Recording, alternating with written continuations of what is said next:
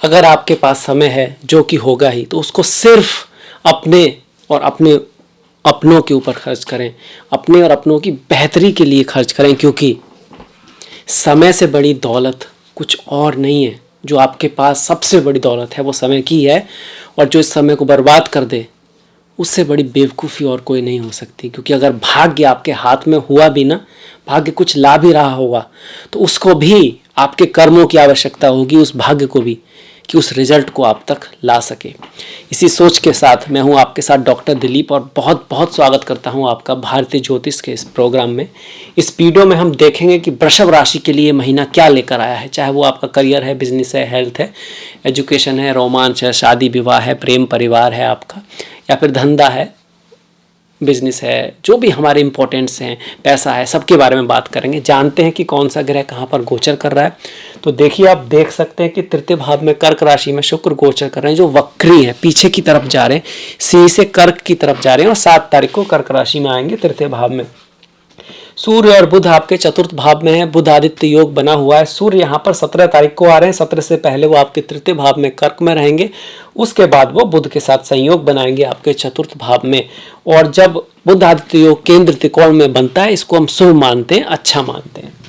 पंचम भाव में आप देख सकते हैं कि मंगल है कन्या राशि में, जिनका प्रवेश यहाँ पर 19 तारीख को होगा। इससे पहले वो भी आपके चतुर्थ भाव में रहेंगे, उसके बाद पंचम में। कन्या में केतु तुला राशि में है, छठे भाव में काफ़ी समय से चल रहे हैं, और शनि आपके 10वें भाव में चल रहे हैं। शश नाम का महापुरुष योग बनाकर अपनी ही राशि में बैठे हैं, पर वक्री हैं।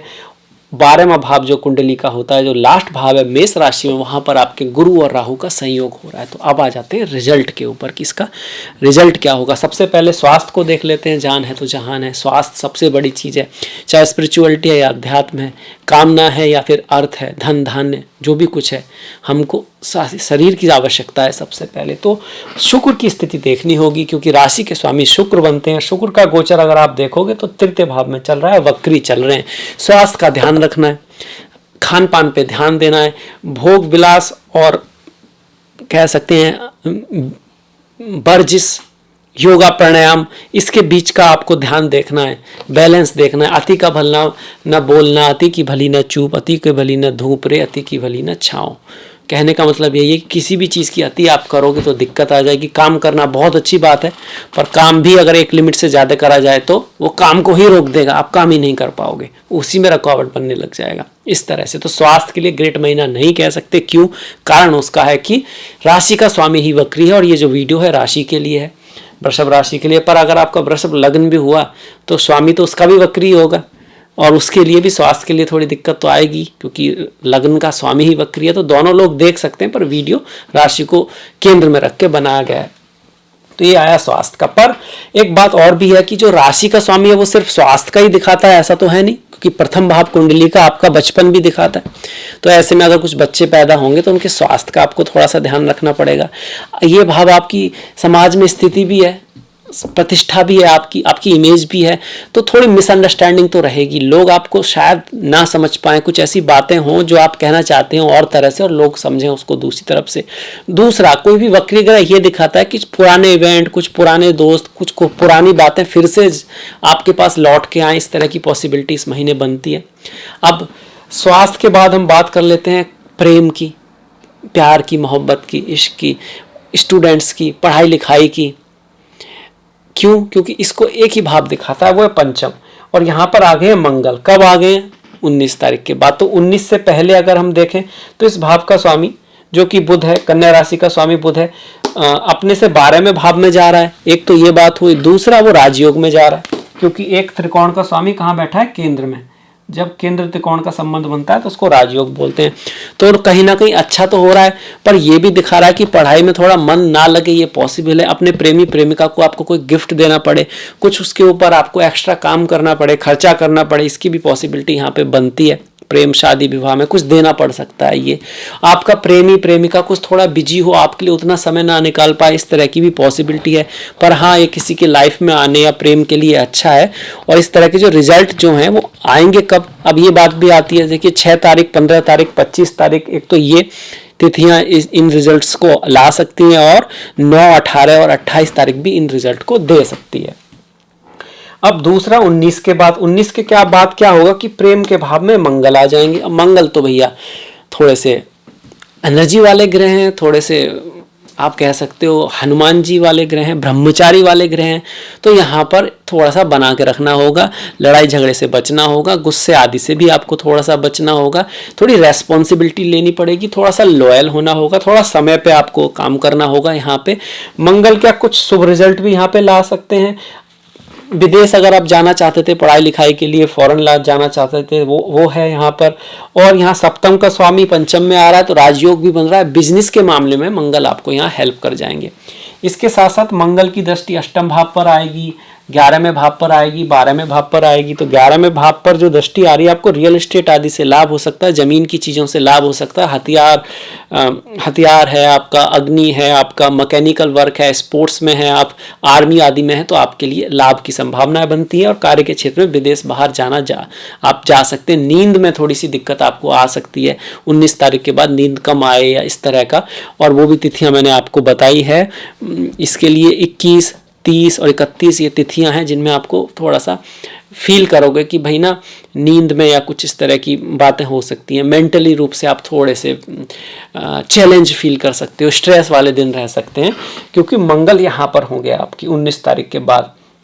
इसके साथ साथ अष्टम पर मंगल की जो दृष्टि है, थोड़ा सा आपको ट्रैवल करते वक्त, 19 के बाद ट्रैवल करते वक्त आपको थोड़ा सा ध्यान रखना है, छोटी मोटी चोट आदि लग सकती है। सास ससुर के साथ रिश्तों में भी तनाव यहाँ पर मंगल दे सकते हैं। हालांकि कुछ गिफ्ट आपको मिल सकता है, कुछ अर्न मनी आपको मिलने की संभावना है, जैसे कि इंश्योरेंस हो गया, इनहेरिटेंस होगी जो आपने नहीं कमाई, क्योंकि ये मंगल के मित्र का भाव है। धनु जो राशि है वो गुरु की है और मंगल उनके मित्र हैं, तो वहाँ से ये एक अच्छी बात होगी। पर इससे पहले मंगल यहाँ रहने वाले हैं और यहाँ पर रहेंगे तो प्रेम प्यार के लिए तो ठीक है, वहाँ इतनी कोई दिक्कत नहीं, पर शादी विवाह की जो लाइफ है वहाँ पर मंगल थोड़ा सा कलह रख सकते हैं, घर में परिवार में कलह रख सकते हैं, माता के स्वास्थ्य में थोड़ी दिक्कत कर सकते हैं, और मातृभूमि मतलब दोस्तों आदि से आपकी कुछ टेंशन यहाँ पे कर सकते हैं। जब मंगल 19 तारीख तक यहाँ रहेंगे, मंगल और शनि का जो टकराव रहेगा, इसके कारण से कार्य में क्या करें क्या ना करें इस तरह की मुश्किल रह सकती है। आपको थोड़ा डिसीजन लेने में दिक्कत यहाँ आएगी। तो डिसीजन लेने में दिक्कत आए तो किसी अपने से बड़े की, गुरुओं की, अपने से सीनियर्स की आप राय ले सकते हैं, वो शायद ठीक रहे। यहाँ पर ये पॉसिबिलिटी यहाँ पर है। तो ये मंगल का हो गया हमारा। अगर शनि की बात कर लें जो कि दसम में ही बैठे हुए हैं, दसम भाव करियर का होता है, तो करियर में चैलेंजिंग ये महीना रहने वाला है। चैलेंज जो लेता है जीत उसी की होती है। जिसके धमनियों में रक्त नहीं, इच्छाएं दौड़ती हैं, लक्ष्य दौड़ते हैं, वही उनको पीछा कर पाता है, उसी को वो मिलते भी हैं। तो इसी तरह का है कि देखिए चैलेंजेस तो यहाँ रहेंगे। शनि है अपनी राशि में, टेस्ट लेंगे, एग्जाम लेंगे। टेस्ट और एग्जाम तो टफ ही होते हैं, जो उनमें अच्छा परफॉर्म कर जाता है उनको रिजल्ट आता है। फिर भी कुछ शनि यहाँ पे अच्छा कर सकते हैं। हाँ, आपको फॉरेन चीज़ों से लाभ दिखा सकते हैं, विदेशों से लाभ करा सकते हैं। खर्चा तो आपका वो बढ़ा के रखेंगे, और पार्टनरशिप में भी आप उसको बढ़ा तो सकते हैं आपके बिजनेस को, पर मिसअंडरस्टैंडिंग्स रहेंगी, कुछ डिफरेंस ऑफ ओपिनियन जो है अपने पार्टनर के साथ रहेंगे। मैरिज लाइफ, शादी की लाइफ के लिए महीना उतना अच्छा नहीं है। प्रेमी प्रेमिकाओं के मामले में महीना थोड़ा सा बेटर है। वहीं कार्य के क्षेत्र में भी यहाँ पे स्ट्रेस दिखता है, मेहनत हार्डवर्क की आवश्यकता इस महीने रहने वाली है। रेमेडी के रूप में भगवान शिव की पूजा करना, रुद्राभिषेक करना आपके लिए बहुत अच्छा रहेगा। बिजनेस की बात करें तो बिजनेस के लिए महीना बेटर है। जो लोगों का अपना काम है, बिजनेस कर रहे हैं, उनके लिए महीना बढ़िया है। 19 तारीख से पहले भी, 19 तारीख के बाद भी। 19 तारीख से पहले आपके कार्य में तरक्की होगी, मेहनत बढ़ेगा वो काम, और 19 के बाद आपको लाभ की संभावनाएं यहाँ पे बनती हैं।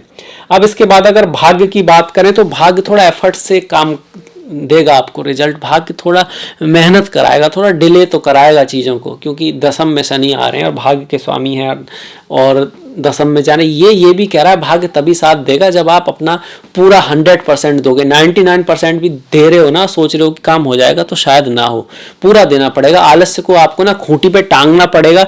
आपकी एक आदत होती है वृषभ वालों की, उनको लक्ष्य पता हो तब तो बहुत मेहनत कर देते हैं, पर अगर थोड़ा सा भी कंफ्यूजन है, मतलब पूरी पिक्चर क्लियर नहीं है, तो आलस से कर जाते हैं, सोचते हैं यार कल कर लेंगे, बाद में कर लेंगे। ये आपको नहीं करना है। यहाँ पर साफ सफाई का ध्यान रखना है, फीमेल की रेस्पेक्ट करनी है, अपने से छोटे या वर्किंग क्लास जो भी है उसके साथ भी रिश्तों को कहीं ना कहीं बना के रखना है। आपको जरूर लाभ होगा। शनिवार के दिन अगर आप वृद्ध लोगों के लिए, ओल्ड पीपल के लिए कुछ करते हैं, हनुमान मंदिर जा सकते हैं, आपके लिए बहुत बढ़िया रहेगा, क्योंकि शनि जो देव हैं वो आपके भाग्य के कहीं ना कहीं जुड़े हैं, भाग्य से जुड़े हुए हैं, भाग्य के देवता हैं आपके। अब आ गया हमने प्यार मोहब्बत की बात की, शादी विवाह की बात की, बिजनेस की बात की, भाग्य की बात की। अब बात करते हैं धन की। धन का स्वामी कौन सा होता है? द्वितीय भाव होता है और एकादश भाव होता है। द्वितीय भाव का स्वामी आपके चतुर्थ भाव में बैठकर केंद्र के स्वामी के साथ अच्छा है, तो धन लाभ कहीं ना कहीं से हो सकता है। तारीख हैं 6, 15 और 25, इन तारीखों में धन लाभ होने की जो है प्रोबेबिलिटी बनती है। बिजनेस के बारे में भी मैंने कहा कि पॉजिटिव है, पर वो कब होगा, किस तारीखों को होगा? 2, 11, 21, 30 और 31 तारीखों में बिजनेस में, व्यापार में लाभ हो सकता है, पार्टनरशिप में लाभ हो सकता है। आपको इस चीज को दिखा रहा है। शादी विवाह के मामले में आपको थोड़ा सा बना के रखनी है। अब शादी के योग की अगर हम बात करें तो यहाँ पर देखिए ऐसा कोई बहुत स्ट्रांग योग तो नहीं बना हुआ है फिलहाल में कि शादी के रिश्ते आएंगे, इस तरह का बहुत ज़्यादा स्ट्रांग योग इस महीने तो नहीं बना है। और रिश्तों में बनाए रखने के लिए भी प्रेम प्यार में भी आपको लॉयल्टी से काम लेना होगा, डिसिप्लिन से काम लेना होगा, लड़ाई झगड़े से आपको थोड़ा सा दूर रहना होगा, इम्पिशेंस को आपको थोड़ा सा कंट्रोल में रखना होगा, तब रिजल्ट आपके अच्छे रहेंगे।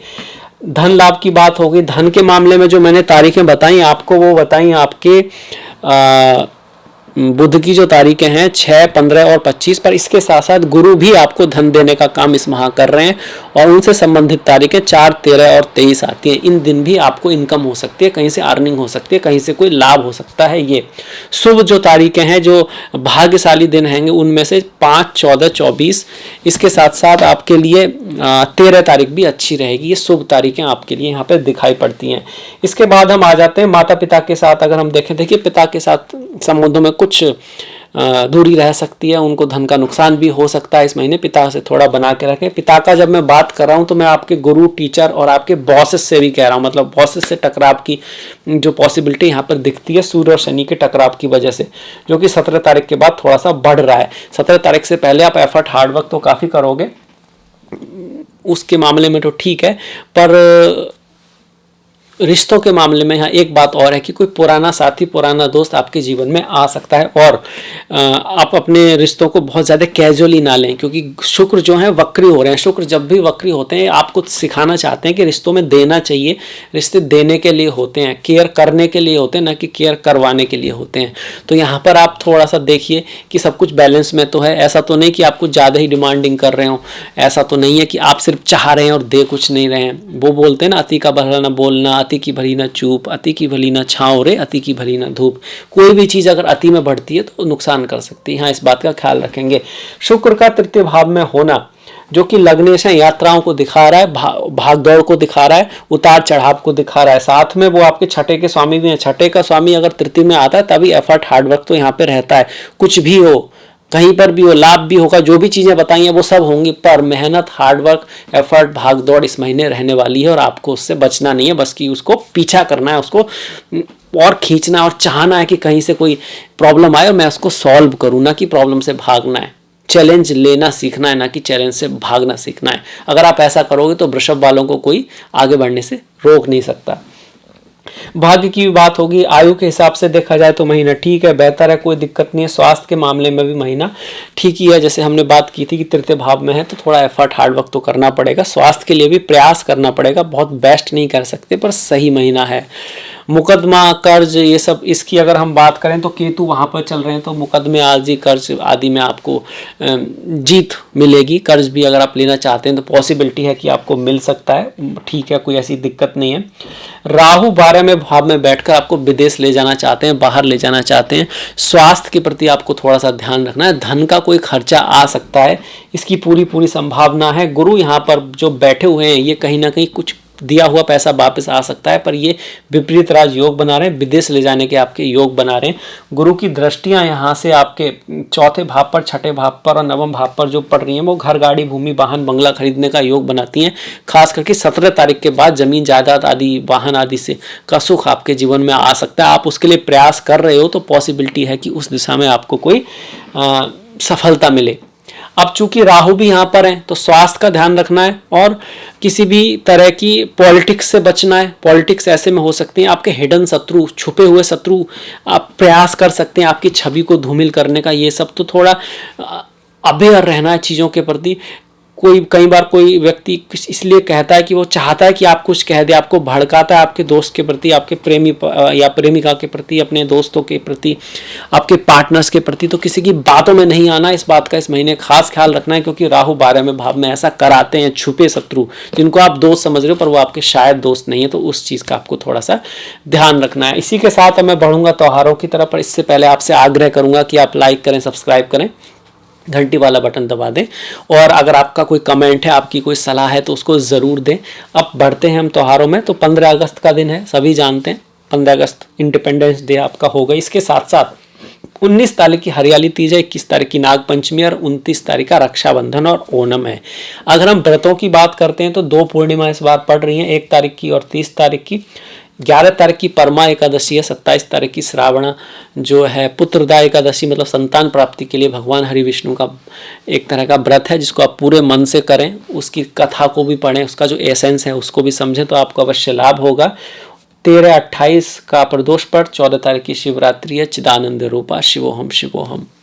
आप भगवान शिव की पूजा कर सकते हैं, उनके लिए आप कोई भी रुद्राष्टक पढ़ सकते हैं, ओम नमः शिवाय का पाठ कर सकते हैं, उनके गुणों को जानें, उनके जो क्यों उनको महादेव कहा जाता है, क्यों उनको संहारक कहा जाता है, जो भी आपके इष्ट हैं आप उनको जुड़ें, उनके गुणों को अपने जीवन में लाएं, और फिर देखेंगे आप कि आपके लिए लाभ हो रहा है उससे। सिर्फ उसकी पूजा प्रार्थना किसी रिजल्ट के लिए ना करें, मेरा ऐसे आपसे आग्रह है। 4 तारीख की संकष्टी है, 16 तारीख की श्रावण अधिक अमावस्या है और 17 तारीख की सिंहा संक्रांति है। सभी लोग चाहते हैं कि भाई कब दान करें, कब पुण्य करें, कब अच्छा रहेगा किसी की हेल्प करना। तो ये 2 दिन हमेशा हेल्प के लिए अच्छे होते हैं, दूसरे दिन भी अच्छे ही हैं, पर आपको कोई दिन निकालना है, वैसे समय नहीं मिलता है दान के लिए, हेल्प के लिए, ओल्ड एज होम के लिए। तो आपका चार्ट कैसा भी हो, ये दोनों दिन दान पुण्य पितरों के नाम से कुछ अच्छा करने के लिए, किसी की हेल्प करने के लिए बहुत ज़्यादा ऑस्पिशियस माने जाते हैं। तो इसी के साथ मैं आपसे विदा लूँगा। आशा करूँगा आप आज कुछ अच्छा नया सीखते रहेंगे, अपने स्वास्थ्य का ध्यान रखेंगे, तरक्की की ओर बढ़ते रहेंगे। नेक्स्ट वीडियो तक आप अपना ख्याल रखें, अपनों का ख्याल रखें, सभी का ख्याल रखें। नमस्कार, धन्यवाद।